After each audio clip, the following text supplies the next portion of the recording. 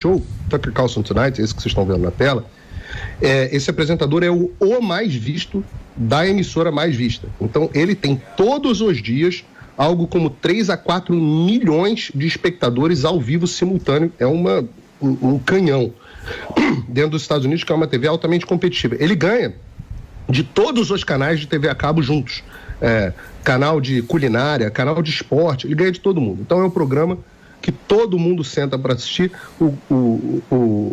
e não é só de supremacista branco, não. Ele ganha em todos os perfis demográficos do país. Então, é um programa muito importante.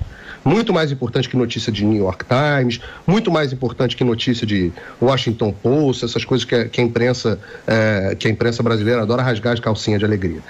Esse é o programa realmente mais importante dos Estados Unidos. Ontem e anteontem, ele abordou a questão das eleições americanas.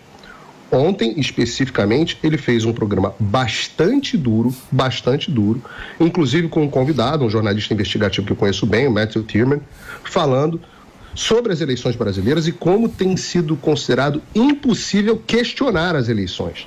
E ele ainda fez um paralelo importante. O Matthew Tillman diz, e cita uma audiência do senador democrata Bernie Sanders, que a CIA teria pressionado o governo brasileiro a aceitar o resultado das eleições. E eles falam que há uma união entre... e parece teoria da conspiração, mas o próprio diretor da CIA esteve no Brasil e a Reuters, se eu não me engano foi a Reuters ou a Associated Press, não faz diferença, só a mesma coisa, noticiaram de fato essa visita e essa pressão que o diretor da CIA teria feito naquele momento. O Bernie Sanders, um senador importante, democrata, chegou a ser quase candidato a presidente por 2 vezes, ficou em segundo lugar nas primárias contra Hillary e contra o Biden. O Bernie Sanders falou, de fato, o diretor da CIA já foi lá para pressionar o governo brasileiro a garantir que o resultado, o que tiver nas urnas, vai ser aceito. E aí, no show do Tucker, eles falaram também sobre o YouTube, onde a gente está agora, muita gente nos assistindo, que mudou a política da empresa para impedir que questionamentos às eleições sejam feitos. Então, se você conhece política americana, você já ouviu esse filme que aconteceu nas eleições americanas de 2020, foi assim que começou esse negócio de censura, e agora eles estão repetindo para as eleições brasileiras. Então, você tem CIA,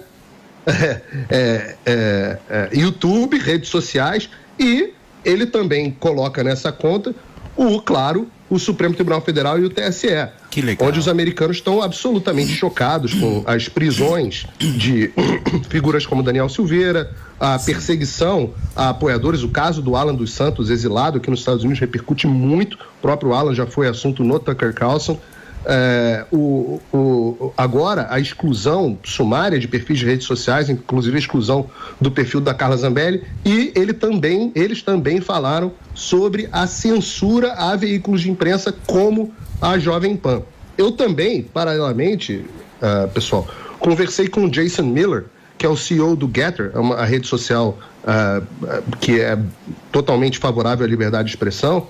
E eles estão recebendo ordens do Supremo Tribunal Federal e do Tribunal Superior Eleitoral, ordens para remoção sumária de perfis em até 2 horas. 2 horas. Então não tem mais aquele prazo de 48 horas, 72 horas, não.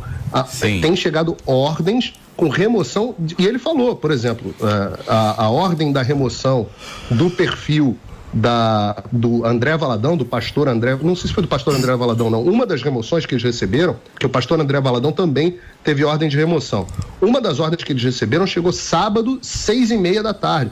Ele falou, não tem nem ninguém no jurídico de uma empresa, sábado, 6h30 da tarde, para avaliar em 2 horas a legalidade de uma ordem. Então nós estamos simplesmente, não tem tempo para recurso, não tem tempo para nada. Então nós estamos simplesmente à mercê de um ditador que tem imposto ordens. Lembrando, esse Jason Miller foi o mesmo que foi detido quando veio ao Brasil por ordem do próprio Alexandre de Moraes. Então, e isso também repercutiu muito. Vejam o tamanho da repercussão na imprensa internacional da desgraça institucional que vive o Brasil. Essa ideia de que o Lula vai trazer o respeito do Brasil no exterior, isso é balela para leitor de New York Times. Aliás, até o New York Times já está questionando o Xandaquistão. Mas, assim, de um modo geral, os desmandos que o Alexandre e companhia vem fazendo no Brasil estão se tornando objeto de... estão prejudicando drasticamente a imagem do Brasil no exterior.